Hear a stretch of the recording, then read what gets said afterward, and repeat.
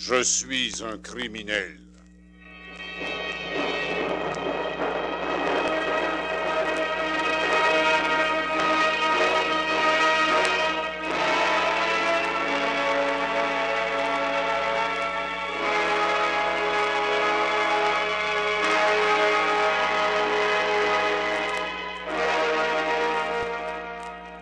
Le poste CKAC vous offre ce soir la 3e d'une série d'émissions intitulée « Je suis un criminel » en collaboration avec la police provinciale, à laquelle nous sommes reconnaissants de nous avoir fourni les documents authentiques de « La mort voyage en cargo ».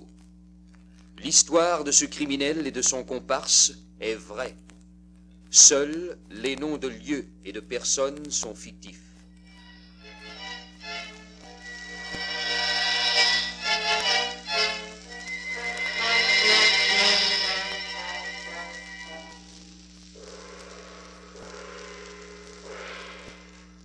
Le premier chapitre de cette étrange histoire a été écrit dans un port de Chine, alors que 2 hommes faisant partie de l'équipage du SS Torelli discutaient entre 4 yeux. Écoute, Valère, tu feras bien ce que tu voudras, mais je trouve que les risques sont trop grands. Les risques, ça me connaît. D'ailleurs, c'est moi qui les prends. On ne connaît pas cet étranger-là. Et puis, il porte un nom allemand avec ça. Et 400 belles piastres américaines qu'il va nous donner. Oui, je comprends bien ça, mais... Il est trop tard pour reculer maintenant. Voici. Bonsoir, Valère. Bonsoir, Muller. T'as rien à craindre ici, c'est mon copain Burton. Mes amitiés. Qu'est-ce qu'on prend? La même chose que vous autres. Garçon, la même chose. Listen, si vous voulez parler d'affaires, dépêchez-vous. Le skipper a parlé de partir à minuit. Il est déjà 11h30. On n'a pas changé d'idée, mais on a changé de prix. C'est plus cher. Vous demandez des choses difficiles. Et puis, nous sommes 2 dans le coup maintenant. Mais vous m'aviez dit, Valère, que l'on s'arrangerait tous les 2. Je suis pas capable de vous transporter sur mon dos tout seul. Et puis, il y a 56 jours de voyage. Et le risque que le skipper vous découvre à bord... Combien demandez-vous? 400 piastres. C'est tout ce que j'ai. Ça veut dire que c'est tout ce que nous aurons. Comment saviez-vous Dans les caboulots Muller, tout s'entend. Tout se sait. C'est grand le placard dans lequel je vais être obligé de loger? Well, ça aussi s'est changé. Que voulez-vous dire? Tout ce qu'on a trouvé pour vous transporter sans risque, c'est un petit coin au-dessus de la chambre aux fournaises. Mais je vais crever dans ce lieu comme ça. Ah, c'est tout de même moins chaud que Shanghai à cette heure-ci, Muller. Pourquoi Shanghai? Parce que vous n'oseriez plus y retourner. Surtout que Franz Stallman vient d'y établir ses quartiers généraux. Stallman est à Shanghai? Je l'ai vu il y a 2 jours. Il est à mes trousses. Vous seriez mieux à bord du cargo Torelli, même s'il fait un peu chaud. Pas vrai, Muller? Bien sûr, bien sûr. Vous avez une belle montre. C'est un souvenir et je tiens. Burton est un peu trop exigeant, mais n'y faites pas attention. Le silence coûte cher, Valère. Je veux l'avoir à bon marché, avec ça. Well, j'ai bien le droit de trouver que monsieur a une belle montre, non? Mais c'est à lui, t'as compris? Bien sûr. Oh, d'ailleurs, voici Lu Wang. Ça va changer les idées. Pour l'argent, Muller, c'est tout de suite qu'il faut payer. Voici l'enveloppe. Le compte y est? Me prenez-vous pour un voleur? Eh bien sûr que non, voyons. Mais dans ce genre de commerce, il faut être prudent. Vous en savez quelque chose, hein? Ni Dieu ni diable. Je l'ai rencontré vers le nord un soir d'escale sur un port dans un bastringue abominable. Ah, et puis j'en ai assez. Sortons d'ici. Ah, t'es pas sentimental, Valère. Et toi, Burton, tu l'es trop. Un douteux foulard de soie. En entrant, je n'ai vu que lui. Valère et Burton réussirent à transporter Muller à bord du cargo Torelli en partance pour les îles Philippines. Comme il avait été entendu, Muller devait rester caché dans un trou infect, juste au-dessus des fournaises. Il faisait dans cet endroit 120 degrés de chaleur. C'est Valère qui devait porter des vivres à Muller. Tiens, Muller, Voici des biscuits du rhum. C'est tout ce que j'ai pu obtenir. Je reviendrai ce soir. Ne me laissez pas ici. Je vais mourir. Sois pas trop difficile, Muller. C'est déjà trop compliqué Mais comme c'est là. j'ai payé largement pour ce voyage. Tenez-moi, nous prenons le risque que le skipper te découvre. Ça aussi, ça vaut cher. Qu'est-ce que vous risquez au fond? On risque notre job d'abord, puis les fers, puis peut-être le foin. Mais vous le saviez avant, et vous m'avez promis un local confortable. Nous serons à Manille dans 3 jours. Nous essaierons de te débarquer pour Mais je quelques ne heures. vivrai jamais 3 jours de plus. Regardez, Valère. Regardez mon matelas est taché de sang. Je saigne du nez tes oreilles depuis 2 jours. C'est pas de ma faute après tout si tu saignes du nez, Muller. Fallait pas t'embarquer dans une affaire de même si ça va pas sans tes poux. Mais j'ai payé. À ce soir. Fais parler à Burton. On va voir ce qu'on peut faire. Oh, faites vite, Valère, car je pourrai pas tenir 2 jours de plus.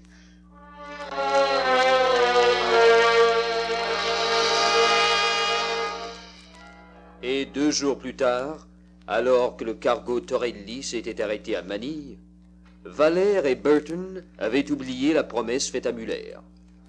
Ils prirent congé du navire, au début de la soirée, pour aller gaspiller leur argent dans un cabaret malfamé, portant le nom bizarre Bambarilla. Mais il ne peut pas faire les caprices de démarrer les mêmes jours. Muchina, elle est bien gentille. Mais tout de même, décidez-vous. Je t'ai vu avant Burton. C'est vrai, ça. Mais Muchina, elle aime mieux Burton. C'est moi qui mène, c'est moi qui paie. Well, all right, prends-la, Valère. Je vais m'en trouver une autre. Mais ça va te coûter 10 piastres pour mon chagrin. Tiens, voici ton 10 piastres. Il disparaît. Va te noyer si tu veux, je m'en fous. Si je me noie ce soir, c'est dans le rhum que je vais me noyer. Alors, Burton, il laisse tomber, Muchina. Comme une patate chaude. Je te reverrai à la prochaine escale, Muchina. Muchina, elle ne veut plus te voir. Va-t'en, va-t'en. Oui, c'est ça, Burton. Va-t'en. Tu déplais à Muchina. Toi aussi, avec ta barbe de 10 jours. Et tu es sale. Et tu sens l'huile à plein nez. Ça sent le bon Torelli. Ça, c'est un beau cargo. Listen, pas trop de confidence, Valère. C'est une femme. Comment? T'es pas encore parti, Burton? Et n'oublie pas que le skipper a dit qu'on partait à 11 heures. Fous-moi de camp. Mais c'est dans ton intérêt que je parle. Et moi, dans ton intérêt, je te dis de me ficher la paix. All right, c'est bon, c'est bon. À bientôt, Muchina. Je ne serai peut-être plus ici à ta prochaine escale. Well, je prendrai une chance de venir au Bambarilla quand même. Salut.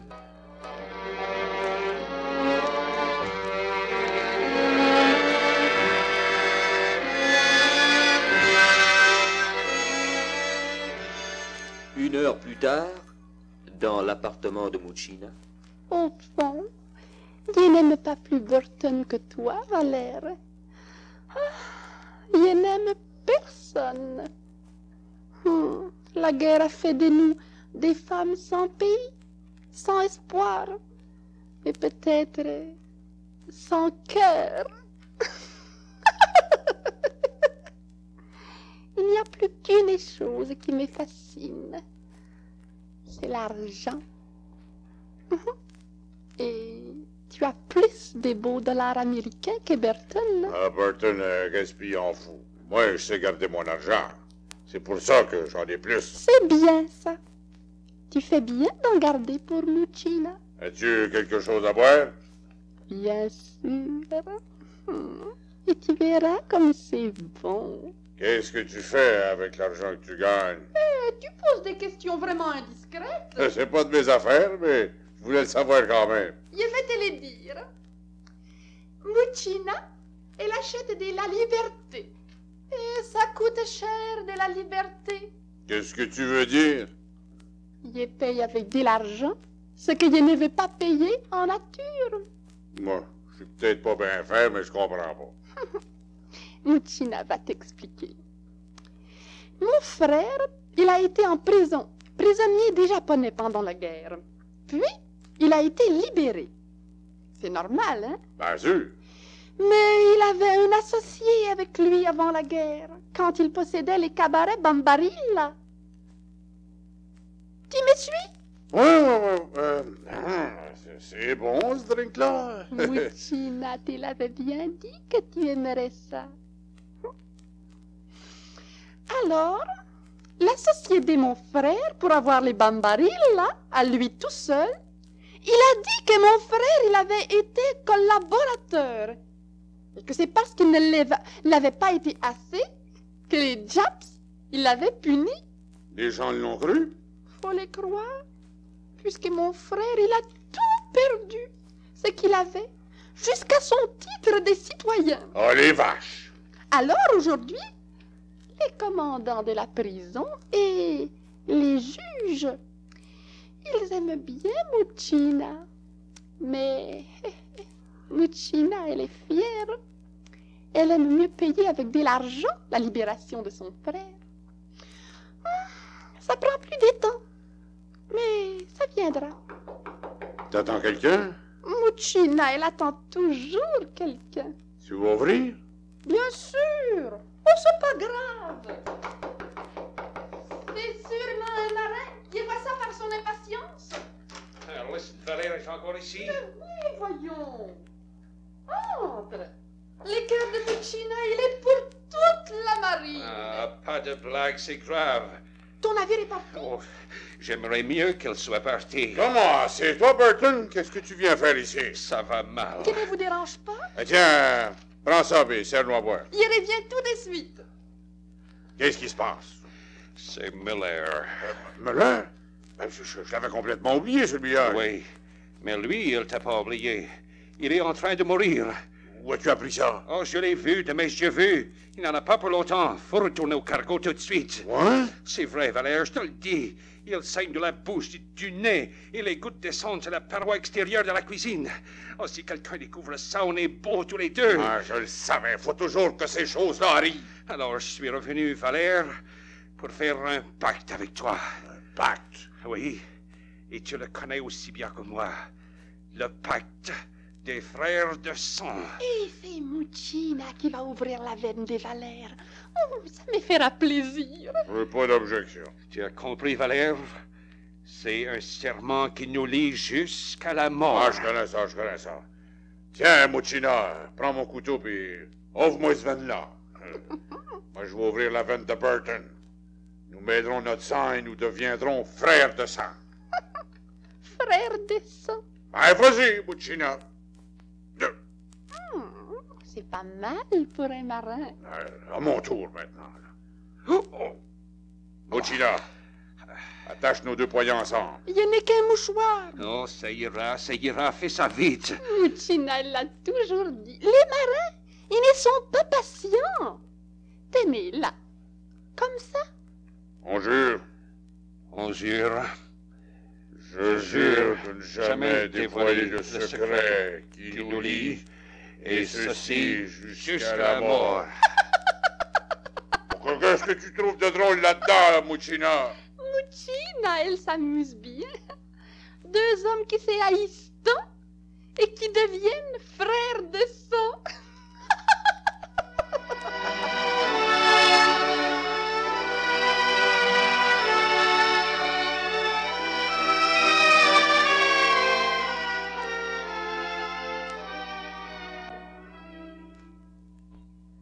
Muchina pouvait bien rire.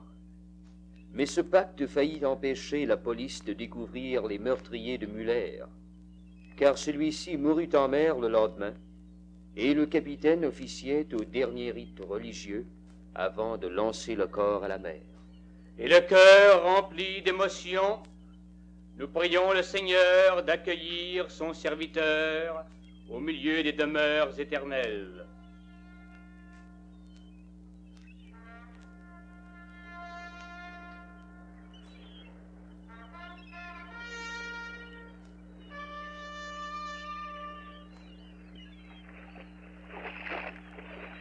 Je tiens à dire à tous les membres de l'équipage qu'une enquête minutieuse sera faite dans le but de découvrir celui ou ceux qui ont aidé cet homme à monter à bord du SS Torelli. Cet homme s'appelait Muller. Je crois savoir qu'il tentait d'échapper à la Gestapo allemande. Il aurait payé n'importe quelle somme pour quitter la Chine. Notre prochain port d'attache sera à Québec. La police sera prévenue. Une enquête sera faite, à main de monde, à bord du navire. Ceux qui savent quelque chose de la mort de cet homme feraient mieux de communiquer avec moi. Et cela le plus tôt possible. Vous pouvez disposer.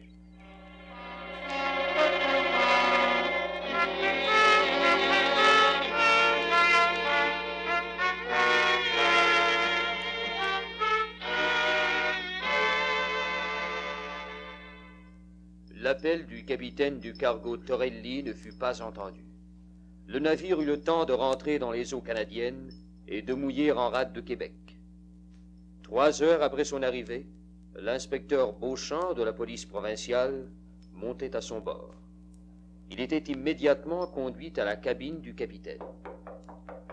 Entrez. Bonjour, capitaine. Inspecteur Beauchamp de la police provinciale. Bonjour, monsieur l'inspecteur. Mais entrez donc, je vous en prie. Je vous avoue que votre arrivée m'enlève un poids énorme sur les épaules. C'est à propos d'un radical décédé à bord alors que nous étions partis de Manille. Avez-vous procédé à une enquête personnelle, capitaine, parmi l'équipage? Vous ne connaissez pas les marins, monsieur l'inspecteur. Ils se tiennent tous. Si tout l'équipage avait été au courant de la présence de Muller à bord, la chose aurait été plus facile. Mais s'il n'y en a qu'un... Et s'il y en avait 2? C'est souvent la même chose que s'il n'y en avait qu'un. Comment ça? À cause du pacte que l'on appelle les frères de sang. Ah oui, je sais ce que c'est. Alors il va falloir prendre la ruse. Vous avez des soupçons, peut-être? Oui, pour ça, oui. Et je soupçonne 2 marins qui ont été embauchés ici, au Canada, lors de ma dernière escale. Le personnel manque, alors on pense qu'on peut trouver. Je vous écoute. Et ces 2 hommes sont Valère et Burton, types assez louches et sans scrupules. J'ai remarqué au cours du voyage, c'est-à-dire en s'en allant, qu'ils étaient toujours sans sous. Ils buvaient leur solde à l'avance. Oui. Lorsque nous avons quitté un certain port de Chine, ils se sont conduits d'une manière toute différente. À chaque port où nous arrêtions, ils revenaient au navire avec des femmes, à moitié ivres. Ils semblaient avoir beaucoup d'argent. Vous les avez interrogés? Et tous les 2. Ensemble? Non, séparément. Et alors? Burton ne savait rien et Valère m'a raconté qu'il avait rendu un service inappréciable à un certain Stallman qui lui avait versé la somme de 50 piastres. Croyez-vous que Valère ait dépensé plus que cette somme durant le voyage? Je ne l'ai pas suivi, bien sûr. Mais le cuisinier m'a dit qu'il lui avait acheté des repas entiers. Des repas entiers? Paraît-il. Mais pourquoi ou pour qui? C'est juste. Pour qui? Je n'avais pas pensé à ça. Ça devait être pour le radical. Où l'avait-on logé, celui-là? Dans un réduit au-dessus des chambres de fournaise. Il faisait une chaleur de 120 degrés tout le temps. Alors Muller a suffoqué lentement. On ne pouvait pas sortir, évidemment. Non, celui ou ceux qui l'avaient logé là l'enfermaient à double tour. Et moi, je ne savais rien. Rien n'a été dérangé? Absolument rien. Eh bien, capitaine, nous allons commencer notre travail. Mon photographe est là, si vous n'avez pas d'objection. Mais pas du tout. Vous avez les photographies de passeport de Valère et Burton? J'ai le duplicateur. Attendez un peu. Voilà. Si vos hommes ne me voient pas durant l'enquête que je vais mener à bord, je crois que mon travail sera de beaucoup simplifié, capitaine. Je vais donner des ordres en conséquence. Ah, capitaine? De quoi non? Vous ne pourrez peut-être pas repartir avant que notre enquête ne soit terminée. Un petit congé ne me fera pas de tort. Savez-vous ce qu'il fabriquait en Chine, votre défunt Muller? Je crois qu'il tenait un bar, mais j'en suis pas certain. Vous aviez déjà entendu parler de Stallman? Vaguement. C'était peut-être un faux agent nazi. Ou de l'invention de Valère ou de Burton. Vous voyez une piste de ce côté-là, monsieur l'inspecteur? Oui, peut-être. À tout le moins, ça me donne une idée. Votre navire est encore en quarantaine? Si l'on peut dire, l'inspection est terminée et je pourrai donner congé aux hommes de l'équipage dès ce soir. Puis-je vous demander une petite faveur, capitaine? Tout ce que vous voudrez, monsieur l'inspecteur. Donneriez-vous un congé de 3 ou 4 jours à Valère et Burton? Cela vous sera utile? Indispensable. Bon, je vais faire le nécessaire. Valère va faire connaissance à Québec avec un agent de Stallman. Ça alors? C'est de la ruse, capitaine. Je dirais même que c'est mieux qu'au théâtre. Il y a des jours où ça réussit très bien. Ce serait le comble si les criminels étaient plus rusés que la loi. Bonne chance, monsieur l'inspecteur, et à bientôt. Valère va certainement trouver que le monde est petit, capitaine. Très petit.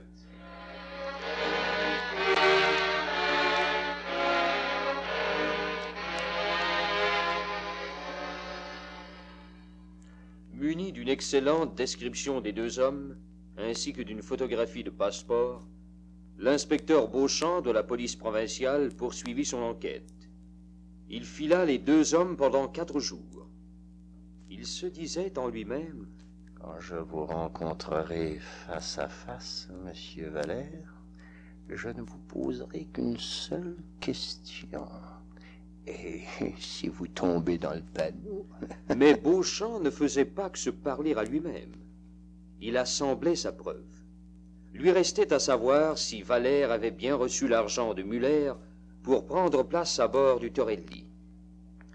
Un soir, il vit Valère entrant dans un cabaret de la rue Sotomatelot. Il le suivit et s'approcha de la table où celui-ci trinquait tout seul. Permettez? J'invite pas les étrangers à ma table. Si tu cherches la chicane, tu vas l'avoir et ça sera pas long. Je suis pas un étranger. Je suis un agent de Stallman. Stallman, t'en as pas. Oh, mon petit Valère, t'es mieux de pas faire le niais, ça prend pas. C'est mon nom? Je sais pas mal de choses de Burton et de toi, mais ce que je veux, c'est très simple. Peux-tu me dire d'où je viens, par exemple? En droite ligne d'un port de Chine. Et tu avais un bien lourd colis à bord, hein? Peut-être. Et j'ai autre chose. Ouais, donc. Un cablegramme. Évidemment, il est chiffré, mais je vais te le traduire. Bien. Muller va à Canada prendre contact avec Valère. Navire SS Torelli. Arrivé 30 août. Somme 1000 $. Prendre somme et abattre Muller. Alors, 1000 $, hein? Voyons, Valère, tu vois bien que je sais tout.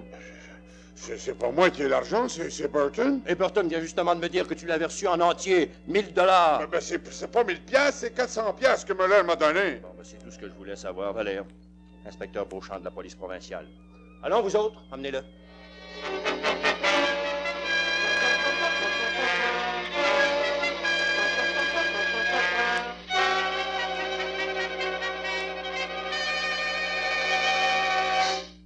Et Valère fut pincé à plus de 1200 000 du lieu de son crime.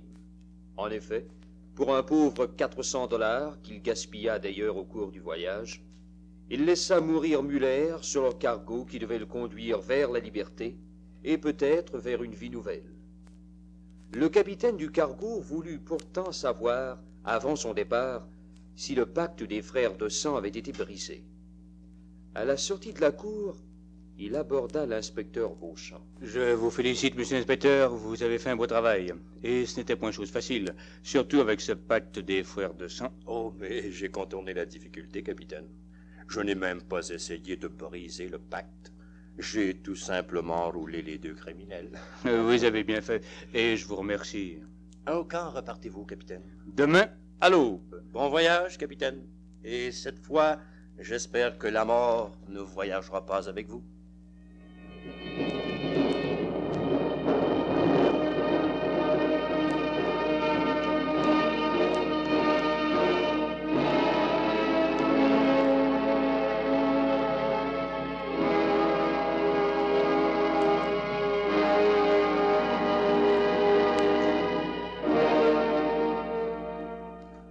Chers auditeurs, nous avons le privilège d'avoir avec nous ce soir dans le studio le détective Roland Aubuchon de la police provinciale qui a résolu cette étrange affaire. Nous allons le prier de nous dire quelques mots. Monsieur Aubuchon. En effet, la cause n'était pas facile à résoudre. J'ai fait des recherches et j'ai découvert que jamais un pacte comme celui qu'avaient fait Valère et Burton n'avait été rompu. Aussi, je n'ai pas cherché à prendre les deux complices de front. Il s'agissait de faire avouer l'un des deux. Et la chose s'est passée comme on vient de vous l'illustrer. Le criminel ne peut espérer qu'il aura raison de la justice. La lutte contre le crime se poursuit sans relâche. Le policier fait son devoir et sert de son mieux la justice, qui ne dort jamais. Merci, monsieur Aubuchon. Et nous espérons vous revoir à notre programme au cours de la saison. Je suis un criminel est écrit et réalisé par Ernest Palacio-Morin. Les faits sont basés sur des dossiers authentiques de la police provinciale, mais les noms de personnes et de lieux sont fictifs. Toute similitude ou ressemblance ne saurait être que pure coïncidence. Nos artistes ce soir, Roland D'Amour, Roger Paiement, Denise Pelletier, Jean Duceppe, Jean-Paul Kingsley et Teddy Burns-Goulet. Technicien du son, Sylvain Vézina. Ingénieur au contrôle, Jean-Guy Pilon.